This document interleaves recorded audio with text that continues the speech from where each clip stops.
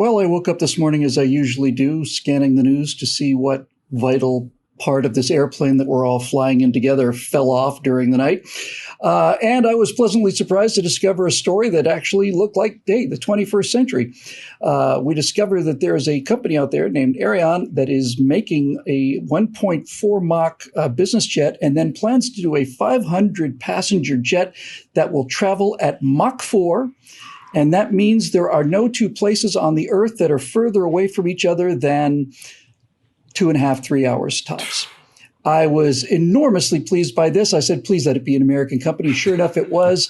American ingenuity has found a way to create an airframe that produces a sonic boom that propagates in such a way that when the boom comes down to about 5,000 feet, it just simply dissipates and there's no sonic boom. It's magical. And that thing is wicked looking too. So I'm on fire. I thought, great, let's go to the website and have a look at this. And then all of my brief moments of joy were absolutely shattered by the actual webpage for this company, which was about as much soy as I've ever seen. Hi, everybody. I'm Bill Whittle here with Steve Green and Scott Ott, and this is yet another telling of the crushing of childhood dreams because, guys, I saw the look of this thing, and it looks like a cross between a DC-10 and a B-58 Hustler. It is a wicked-looking piece of aviation. It's American-built. It's going to change the world. Mach 4 travel. And I'm thinking, wow, this is fantastic. In our backstage show, Scott asked me how I would advertise this company. I'll show you how they're advertising their company in a second. And I was thinking, man, I would do something where you'd see Chuck Yeager and the sonic boom, and then it just goes poof. And somebody cracks a whip, and it just goes poof. And the bullet comes out of a gun, and it just goes poof. I say, we beat the boom. You know, something like that. Something a little bit tougher. Something a little bit more like, if we're flying from New York to Tokyo, we're landing in Tokyo before their plane reaches Milwaukee. That kind of thing. That's not what we get. I'd like to read for you the advertising in a series of little clips for Aerion, and then we will discuss why I'm a little bit peeved about this. Here's the advertisement for a Mach 4 supersonic transport. We believe in bringing humanity closer, creating a more vibrant and compassionate world, in a world more digitally linked than ever before. What does that have to do with anything? We believe real human connections are more important than ever, and that travel and exploration are essential to understanding. We believe in the future where distance and time are no longer barriers, where we can travel between any two major cities in 3 hours, with transportation networks built on clean energy solutions and fuel that is made from extracting CO2 from the air. Our starting point is supersonic flight. When we come to work each day, we're building more than the airplane of tomorrow. We're building the global mobility network of the future.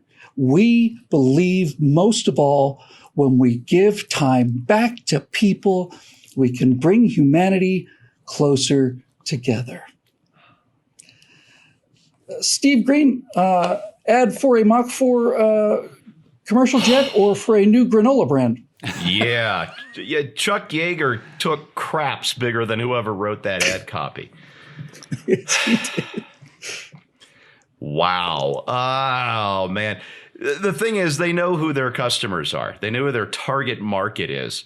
And it is wealthy people who want to feel good about traveling from major city to major city, which are becoming homogenized across the globe, by the way. You know, you plop somebody down in the middle of London or Paris or New York or Tokyo or Shanghai, and it's all pretty much the same. And so we've got this jet setting class that wants to feel good about their jet setting ways. And I don't resent their wealth, success, any of that. Yeah, you can afford a 3-hour flight from New York to Tokyo. Take it. Just, you know, show me some video of the takeoff and landing. I want to see that thing just scream, right? But they know who they need to market to, and that is who they need to market to. Unfortunately, I wish we had a less preening jet set class, moral preening, I mean. The thing is, I'm thinking about the GM bankruptcy back in 2008, 2009, when the Obama administration threw Steven, whoever it was, shook up GM on purpose. One of the things they did was they forced GM to give up Hummer because these guys hated the big gas-guzzling SUVs. They've been bitching about them since the 90s, and here was their chance to kill the most offensive brand of SUV that anybody could ever buy. They made them kill Hummer.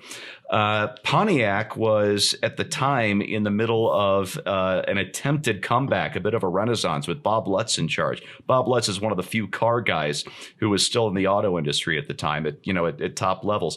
And they had a couple of good models for a change, the G8 and the G6. They were muscle-looking cars. Big engines, rear-wheel drive, all the things you expect out of a Pontiac. And because of that, the Obama administration made GM jettison the Pontiac brand as a part of their restructuring. They hate these things.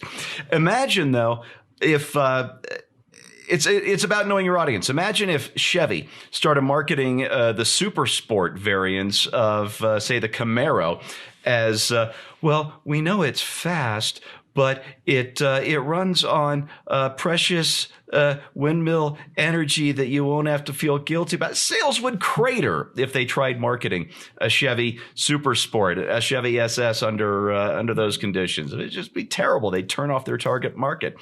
That said, I do have a glimmer of hope for you, Bill. I know I talked about this backstage, but I want to share this with a wider audience. I'm in the market for a Wrangler. I had an old TJ Wrangler. I miss it a lot. I got rid of it about 10 years ago. And as I'm shopping around for new Wranglers, I find out that Jeep has taken the Chrysler bored out Hemi, not the 5.7 liter Hemi. I'm talking about the big ass 6.4 liter Hemi engine, and they've dropped it into a Wrangler, into a little off-road truck that will now, my old TJ Wrangler would go 0 to 65 downhill. And that was about it. This new Wrangler will do 0 to 60 in 4.5 seconds. And if you go to Jeep's page for the Wrangler Rubicon 392, that's exactly how they're marketing this. The only thing I wish they'd done was have a header on top of the page that says, "Why did we drop a Hemi in a Wrangler? 'Cause we could." That would have been great. You know why they call it a Hemi, Steve? Do tell.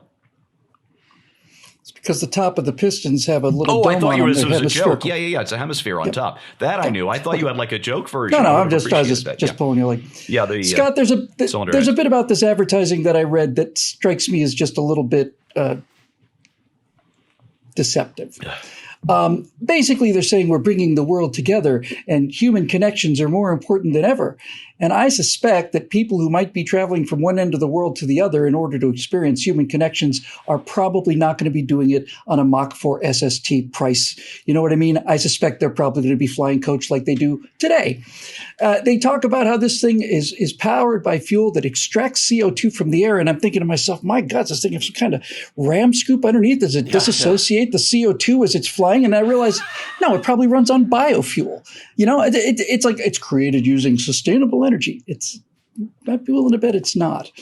All of this is there. Now, Steve said that's for his customers. I don't think it's for his customers. I think if you were in the actual showroom of one of these things, this guy's going to say, "This baby's going to get out of here like a bat out of hell. You're going to be seeing stars in the middle of the daytime and flying so high, so fast. This thing's going to, the ramp presence on this thing." I think that this advertising is targeted. You said for the government for approval, and I think you're right on that. And I also think that the main purpose of this advertising is so that the mob doesn't lynch the company before they can build the jets. Yeah. I actually genuinely think that's all this is about, is we're building a sustainable aircraft. Okay. My problem with this is that when you do this, when you conform to this idea of what people expect you to say, you are perpetuating and strengthening the entire dynamic. What do you think? Yeah, I mean, I'm trying to imagine the kind of engineer who's involved in planning and designing a project like this who would dream up advertising like this.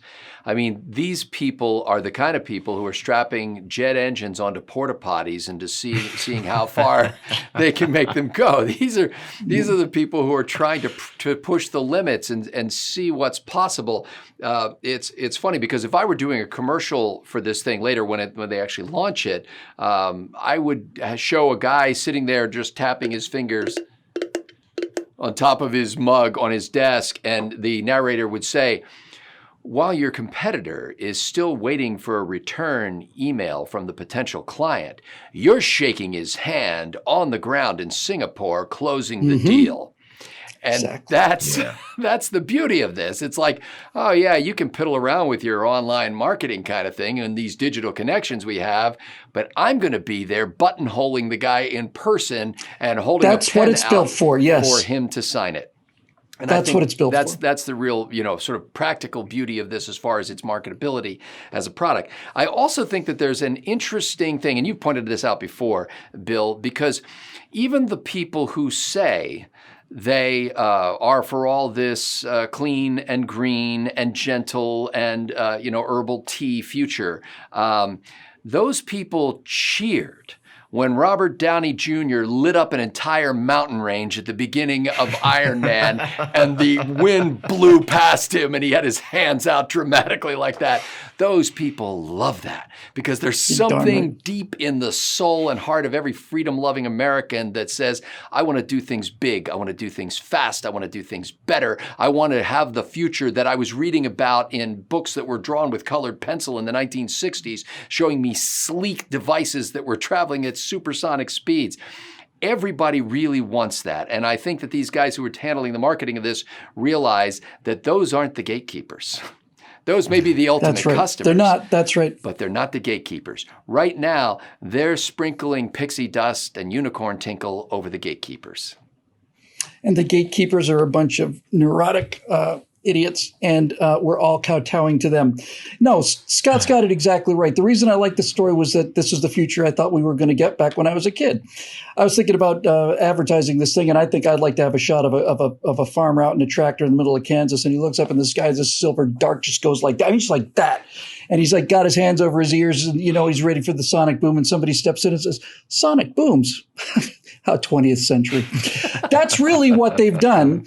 They have created a shape that basically has eliminated the problem that has kept supersonic flight out of our hands for the last 60, 70 years. We fly as fast today as we flew in the first 707s. We have 550 miles an hour over the ground, and it hasn't changed. And this is revolutionary technology. And they're selling us on the great human family coming together because they have to, because these are the people that are going to allow them to perform this engineering miracle. And I just miss the days of confidence. I just miss the days when we could sell this thing the way we should sell this thing. Like, have you seen this?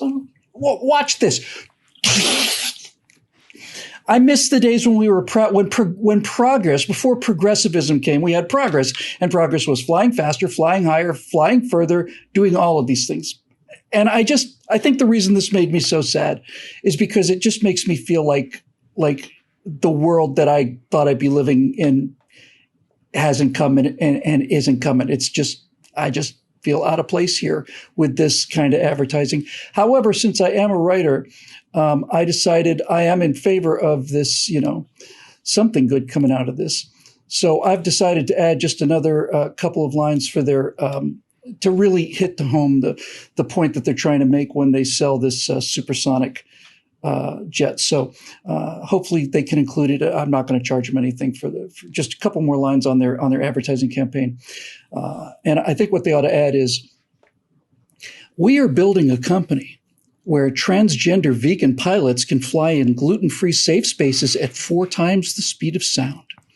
We believe that hydraulic systems on supersonic aircraft running on soy milk will save our planet so that our grandchildren will live long enough to protest ideas we cannot even dream of and tear down statues of heroes yet to come.